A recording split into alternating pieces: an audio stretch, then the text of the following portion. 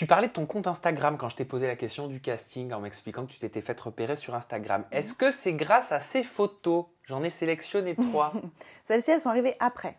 Ah, elles sont arrivées après. Après. À la base, j'avais des photos un peu plus soft, un peu plus habillées quand j'ai été repérée.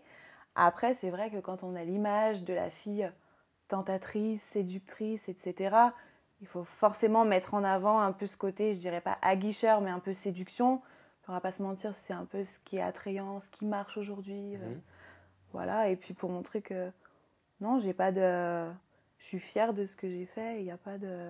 Elles sont jolies, hein? Tu trouves hot, vulgaire? C'est artistique pour moi. Pour moi aussi. Mais ceux qui pensent que c'est vulgaire, ils ont le droit, et puis comme on dit, ça fait parler, donc tant mieux. Qu'est-ce qui te plaît dans le fait de montrer ton corps sur les réseaux sociaux? De montrer que c'est bon, on est en 2019 et ça y est, quoi, on fait des émissions où les filles elles vont tenter les garçons, on a le droit... Enfin, je veux dire, il n'y a personne qui nous juge quand on est en maillot de bain sur la plage ou qu'on fait du monokini, donc pourquoi pas sur les réseaux, quoi. T'as toujours été très à l'aise avec ton corps? Non. Non. Je te pose la question de façon inconsciente en connaissant la réponse. Ouais. Parce que moi, je pars du principe que quand on se met à assumer des photos sexy, tu vois, c'est peut-être parce qu'on n'a justement pas toujours été très en phase avec soi-même. C'est vrai que, par exemple, ce genre de photos où on voit un petit peu ma poitrine, que j'ai fait refaire il y a quelques années, je ne l'aurais jamais fait avant. J'avais une très petite poitrine et ça me complexait et je ne me sentais pas femme, donc je n'avais pas envie forcément de mettre mon corps en avant.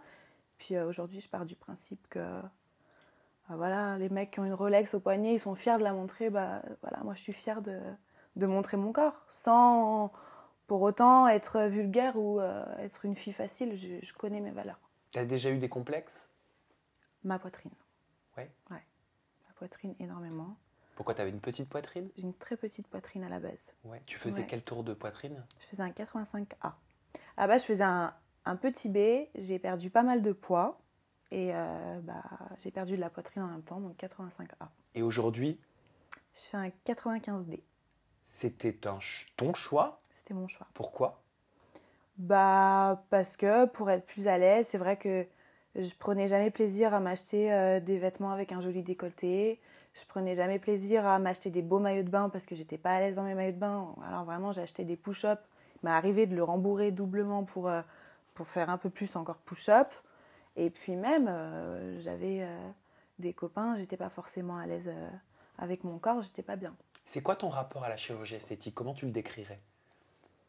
Alors je dirais ni que je suis pour ni que je suis contre, mais aujourd'hui c'est hyper important dans la société d'être à l'aise. Et je pense que si on peut s'enlever des petits complexes comme ça, pourquoi pas, quoi. T'en as enlevé plusieurs ou juste la poitrine? J'ai fait une augmentation aussi des lèvres. D'accord. Voilà. Ok. Donc la poitrine et les lèvres. Oui. C'est tout. C'est tout.